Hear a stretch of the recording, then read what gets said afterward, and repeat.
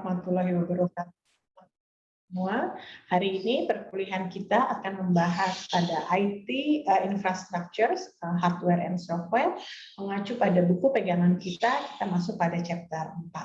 Baiklah, mari sama-sama kita lihat ada learning objective dari materi kali ini. Terdapat 5 learning objective, diantaranya what are the component of IT infrastructures, and then at the end kita akan membahas apa objektif dari perkuliahan kita hari ini adalah what are the principle in the managing hardware and software.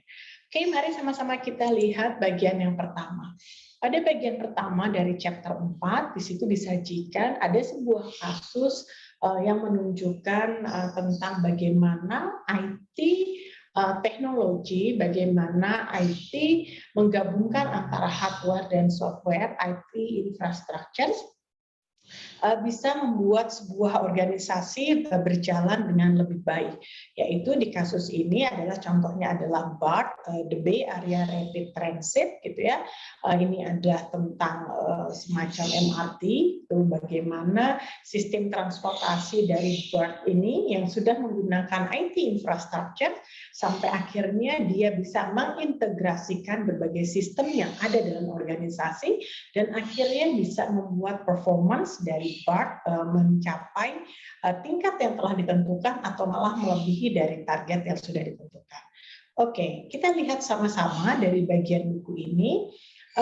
Ini sudah saya jelaskan pada chapter 1 ya, gitu, bahwa dalam sistem informasi selalu terbagi menjadi 3 proses, yaitu input, proses, dan output. Nah, di dalam hal ini sudah ada dan kalian sudah harus paham bahwa yang namanya input dalam sebuah organisasi pasti dibedakan atau termasuk dalam kategorinya yaitu people, organization, dan teknologi, and then proses di sini adalah information system, dan outputnya sendiri adalah business solution. Baiklah, kita lihat yang pertama dari kasus BART yang ada di buku kita. Di sini people di sini fungsinya adalah sumber daya manusia yang dia memonitor service dan develop modernization plan, perencanaan yang modern, dan seterusnya. Kemudian setelah ada people, bagian berikutnya yaitu organization. Nah, organization di sini memiliki inputnya yaitu align IT infrastructure with business goals. Ya, nah selanjutnya ada teknologi. Di sini ada salah satunya yaitu replace legacy systems and outdated technology. Jadi maksudnya bagaimana BART merubah atau mengganti atau bahkan mengembangkan sistem teknologi yang sudah out of date, sudah ketinggalan, ya, diganti dengan sistem yang baru. Nah, ini adalah input. Ketika input people, organization, dan teknologi, mereka bergabung langsung memberikan data dan informasi ke dalam information system. Di sini mulai masuk dalam proses. Artinya, seperti misalnya people develop modernization plan, dia masuk dalam proses, information system mengolah data dan informasi yang didapatkan dari people. Begitu juga data dan informasi yang didapatkan dari organization, kemudian data dan informasi yang didapatkan dari teknologi. Kemudian diolah yang kita sebut sebagai information system. Dalam proses information system di sini mulailah develop berbagai sistem, ya, yang dapat menunjang operasional. Dalam hal ini adalah BART, ya. Setelah itu, setelah diproses input tadi, setelah diproses muncullah output yang di sini disebut sebagai business solution. Nah, bisa kita lihat ketika people, organization, and technology inputnya kemudian diolah, diproses dalam information system, muncullah yang namanya business solution, di mana BART akhirnya mampu meningkatkan performance atau kinerja, mengurangi biaya, dan dia dapat menghemat energi. Nah, kenapa ada panah yang ke atas business challenging? Seperti yang kita ketahui, Yang namanya bisnis, yang namanya industri, yang namanya sebuah organisasi tidak akan mungkin berhenti pada satu titik. Ya, jadi dia akan terus berkembang. That's why ketika sudah ada business solution atau sudah ada output, maka kita harus melakukan yang namanya feedback. Nah, feedback di sini yang kita sebut sebagai business challenge ya. Jadi balik lagi tuh setelah ada output masuk ke business challenge, dia masuk lagi ke input, diperbaiki lagi hal-hal data maupun informasi, diupdate lagi, setelah itu diolah kembali. Jadi dia akan terus berputar, tidak pernah berhenti pada satu titik. Oke, bagian dari buku ini salah satu bagian yang terpenting adalah tentang IT infrastructures. This is the point from this chapter. Infrastructures pada bagian awal dari buku ini setelah tadi kita diberikan studi kasus tentang BART gitu ya. Di sini dijelaskan bahwa IT infrastructures yang pertama akan kita bahas adalah komponen dari komputer hardware yang terdiri menjadi 4, yaitu infrastructure komponen, types of computer, storage input and output technology, and contemporary hardware trends. Oke, kita lihat satu demi satu. Yang pertama yaitu infrastructure komponen. Kalau kita lihat dari lingkaran yang di sisi sebelah kanan, di situ terbagi menjadi hardware, software, data management, networking, dan services. Ini yang kita sebut sebagai infrastructure komponen. Apa itu komponen hardware? Komponen hardware itu adalah computer processing-nya, data storage, input, terus bagaimana mereka diproses gitu ya. Jadi ini adalah hardware. Sedangkan ketika kita bicara tentang computer software di sini, yaitu both system software and application services ya. Jadi software itu adalah programnya. Yang selanjutnya adalah data management technology. Di sini maksudnya adalah bagaimana data-data dan informasi yang sudah ada diorganize, dimanage ya, kemudian dimasukkan kepada proses bisnis data yang biasanya dikaitkan dengan inventory, dikaitkan dengan customers, dikaitkan dengan vendor.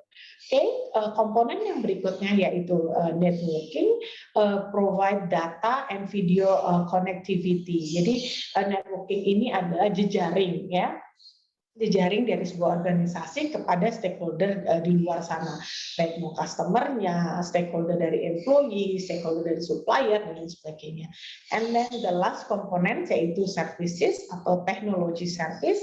Di sini adalah bagaimana sebuah organisasi menggunakan teknologi untuk menjalankan bisnisnya. Jadi terdapat 5 infrastructure komponen. Oke, bagian yang kedua yaitu types of computers. Di sini hanya akan saya berikan singkat contoh-contoh dari types of computer based on this book. Yang pertama adalah PC, ya kita sudah tahu ini adalah personal computer. Kemudian ada workstation, ada server, ada mainframe, ada supercomputer. Ya, jadi ini hanya memberikan gambaran kepada kita bahwa terdapat 5 tipe komputer, yaitu yang pertama adalah PC, yang kedua adalah workstation, yang ketiga servers, and then number 4 adalah mainframe, dan yang terakhir adalah supercomputer. Oke, bagian di sini dijelaskan ya, mungkin kita juga sudah tahu ada yang namanya computer networks and client. Ini adalah contohnya. Di satu sisi ada PC ya, ada PC, ada komputer dari clients, kemudian servernya di kita. Ketika clients mengirimkan request permintaan ke server dari organisasi, kemudian organisasi ini memberikan data dan services. Ya, ini adalah contoh dari computer networks and client ya, server computing. Oke. Kemudian yang ketiga dari hardware tadi yaitu ada storage, input, and output technology. Based on this explanation ya, di situ kita bisa lihat dari figur 4.3 dijelaskan tentang multi level atau multi layer dari client servers ya. Jadi bisa kita lihat yang pertama, kemudian dia masuk sampai akhirnya masuk pada web server, kemudian ada aplikasi server, kemudian dia masuk pada sales, production, accounting, and HR. Di situ ada data. Nah, ingat ya, data itu panahnya dua ya. Kemudian sales production juga dua arah, application server juga dua arah, web server juga dia dua arah ke application server ya. Hal ini menunjukkan terjadi pertukaran data ya antara web server dengan application server. Sedangkan kalau dari kliennya sendiri dia mengirimkan informasi ya menggunakan internet, kemudian dia masuk pada web server. Nah, ini adalah contoh storage input and output teknologi, yaitu ada di figur 4.3. Oke, bagian selanjutnya yaitu komponen dari hardware yang nomor 4 adalah contemporary hardware trend. Nah, ini kalau kita lihat ini ada di figur 4.4 kalau tidak salah ya. Di sini kalian bisa lihat. Oke, sebentar ya. Kalian bisa lihat ya di sini ada tape library, ada rate sum, rate dan lain sebagainya. Ini menunjukkan contemporary hardware ya. Contemporary itu adalah sementara. Di bawahnya itu adalah user. Berarti ada sum ya di sini adalah contemporary-nya, bagaimana dia menyebar atau memberikan informasi pada customer ya, ada di situ library, perpustakaan, berbagai data dan informasi, setelah itu dia masuk kepada user-usernya. Nah, ini yang disebut sebagai contemporary hardware trends. Oke, bagian berikutnya kita akan bicara tentang cloud computing platform. Saya rasa kita sekarang sudah semakin common ya untuk menggunakan cloud computing platform. Jadi cloud di awan gitu ya, computing servers, di sini ada platform services, ada application services, dan ada infrastructure services. Kalau kita bicara tentang platform services, salah satunya yaitu communication network, ya, identity management, dan content server. Ini adalah platform services. Setelah itu dia disupport dengan application services, ada content management, ada enterprise software, ada collaboration environment, ada proses management. Ya, nah ini akan menjadi tugas kalian untuk mendiskusikan apa yang dimaksud dengan cloud computing platform. Ya, di situ ada di buku kalian. Tugas kalian adalah menjelaskan bagaimana cloud computing ini bekerja atau beroperasi. Ya, itu adalah tugas kalian yang pertama dari chapter 4. Selanjutnya kita bisa melihat IT infrastructure dalam komputer software. Tadi kita bicara tentang komputer hardware. Sekarang kita masuk pada komponen berikutnya, pada learning objective berikutnya, yaitu komputer software yang terdiri menjadi 4, ya, operating system software, application software and desktop productivity tools, software for the website WEB, kemudian software trends. Oke, kita lihat bagian yang pertama. Operating system software ini adalah operating system software yang paling common ya. Saya rasa kita semua sudah tahu ya, kita sering menggunakan ini. Ada Windows, ada Linux, ada Mac Office dan lain sebagainya.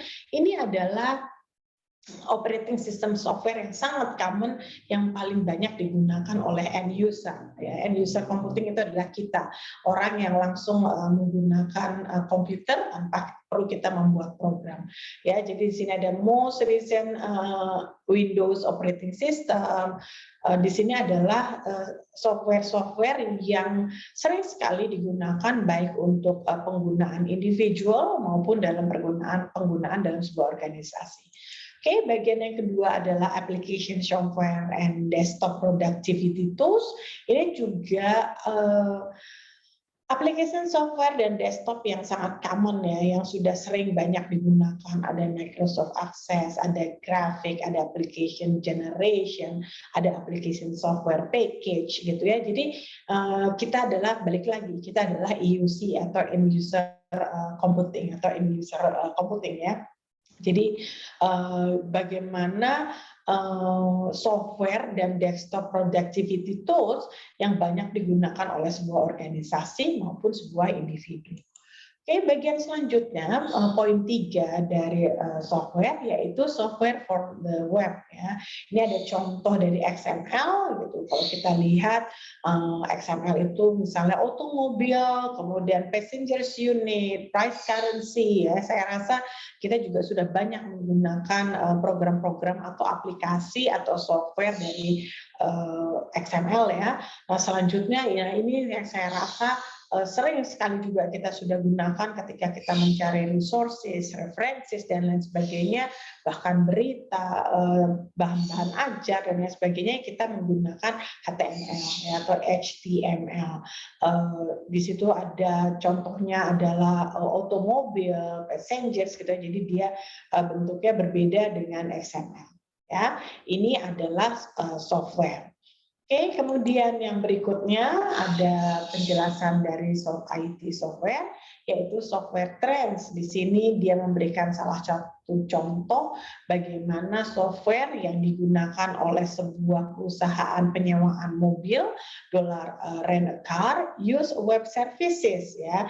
Di sini ada web services untuk apa? Ada business futures, ada wireless website, ada travel reservation, kemudian ke server, dari server ke legacy reservation. Nah, contohnya ini adalah kalau kita mau bicara tentang software trends gitu ya, salah satunya mungkin kita ingat ada Siakat gitu ya, bagaimana mahasiswa, dosen, dan sivitas akademika bisa mendapatkan berbagai informasi yang dikaitkan dengan kegiatan pembelajaran. Nah, itu adalah software trends ya. Kalau di sini diberikan contohnya adalah pada perusahaan penyewaan mobil. Oke, kemudian bagian akhir dari buku ini menjelaskan tentang managing hardware and software technology, ada capacity planning and scalability, total cost of ownership of technology asset, using technology service provides, managing a module platform, managing software localization for the business. Nah, ini adalah yang akan menjadi tugas kedua kalian dalam chapter 4, yaitu kalian memberikan definisi dari masing-masing dari 5 poin dalam managing hardware and software dalam teknologi. Saya rasa ini bagian akhir dari chapter 4 terkait dengan IT, infrastructure, hardware, and software.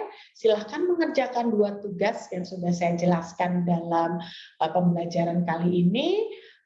Langsung kalian submit atau kalian upload ke dalam Google Classroom.